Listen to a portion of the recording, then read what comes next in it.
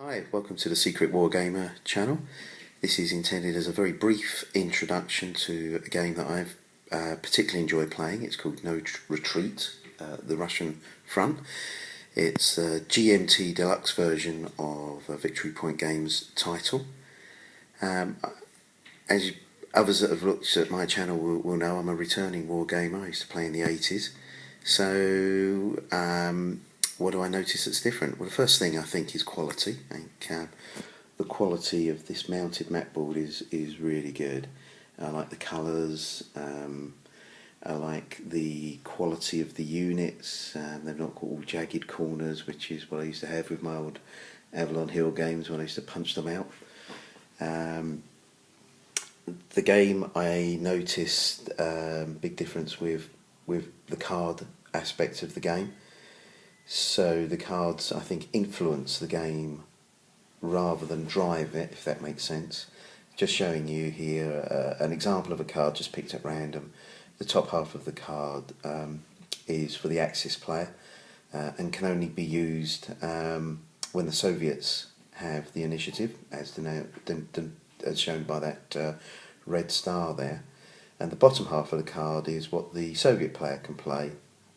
And because there's no indication of a red star or a black cross, they can play that whenever they like.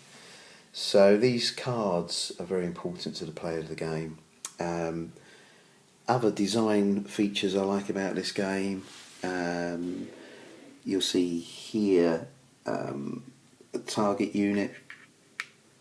So the phasing, where is it gone? The phasing player will place that on any units wishes to attack, but you can also use it the other way up by spending some of these cards or a card to force a counter blow, and that is something that you can do either as a result of combat, or you can choose to do that to force the other player to attack you or to move away. Important that it means that the non-phasing player actually has things to do while they're not driving the game. Variety of other counters. The black crosses indicate ownership, and the other one, the hammer and sickle, is when the Soviets are recapturing cities. There's counters up there called Blitz. If I flick one over, you'll see its other side has shock. Those are pieces that you can apply to battles to give you an extra shift to the right on your combat results column. The other thing that it has on the combat results while I'm on it is a 3-2 column, which I always found very confusing, and I had to download from Board Game Geek and a very easy to use combat odds calculator. And I like to think I'm pretty numerate, but I could never really figure out the 3-2 ratio. It's more than a drive into Russia in the summer, stopped by the winter, and then a slugfest for the rest of the war. There's opportunities here for the Axis to do a number of things. Depending on the cards you're dealt, that can affect the outcome of the game. Each player, as I say, has a hand of cards. You draw new cards each turn, but you can spend them not just on the actions that they outline, but you can spend them to replace destroyed or surrendered units. So it's key that you use them wisely. They kind of represent your resources, not just the hand of fate. To win the game, you've got a straightforward objectives-based victory. So you'll see, for example, if I home in, you can see the Moscow hex there. That has a grey border to it. That denotes that it's an objective. And we've got somewhere down south here is the oil fields. They've got an objective. They affect combat a little bit, but you get victory points for objectives. You get victory points for cities as well.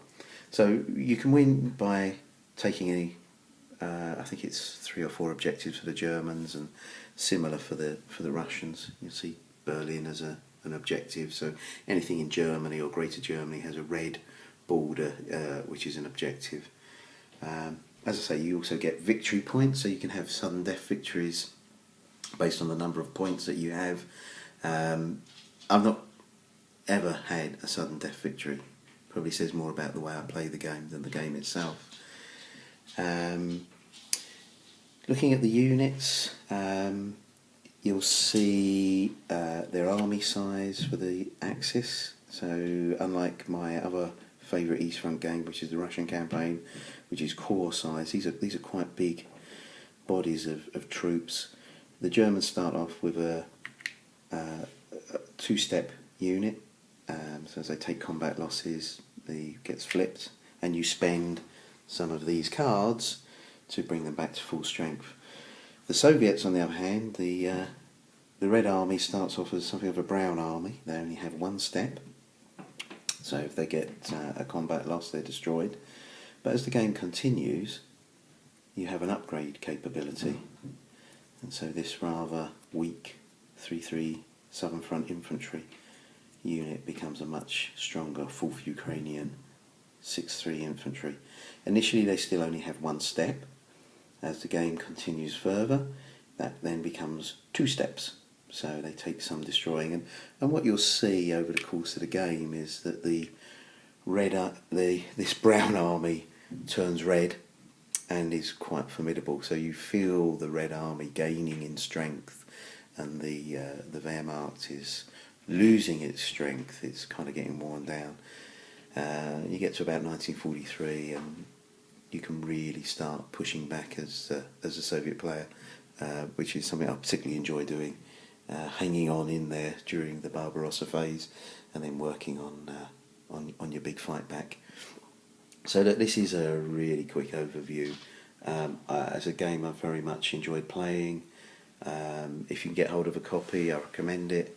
I enjoy World War II games. I particularly enjoy Eastern Front because of the scope and the scale. This game allows you to do some of the big encirclements and speedy actions that happened at the time in the real campaign. Weather does, of course, play a bigger part in it, but there's so much more to it. There's the unknown element with the cards. If you're smart as a non-phasing player, you can put counter blows in to force unwanted attacks, so that you can divert attacks from other key areas of your line. Good game. Thoroughly enjoy it, thoroughly recommend it. I'm going to be doing a review on the game that I've got set up now. I'm there with my videos, the danger of doing it with your iPad. Let's flip that boy over again. So I'm going to do reviews. I'm going to start off with a Barbarossa review. Let's see if the Axis can drive on to Moscow. It's a devil of a one to take because of all the woods and the limited movement once you reach Smolensk. I usually drive on Moscow or Leningrad. I don't often go for both.